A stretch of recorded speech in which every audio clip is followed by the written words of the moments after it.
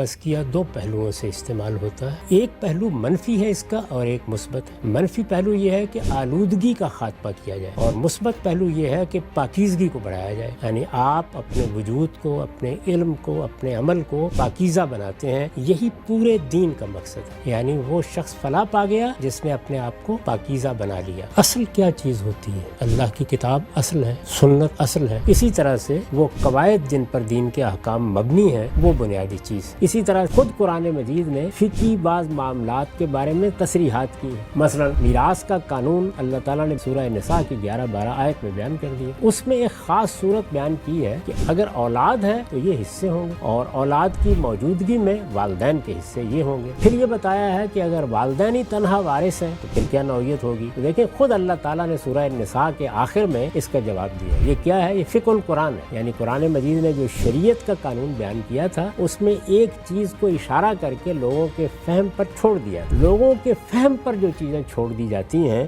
وہ دائرہ ہے جس سے فقہ شروع ہوتی ہے. یہی وہ دائرہ ہے جس کے لیے ہم اجتہاد کی تعبیر اختیار کرتے ہیں.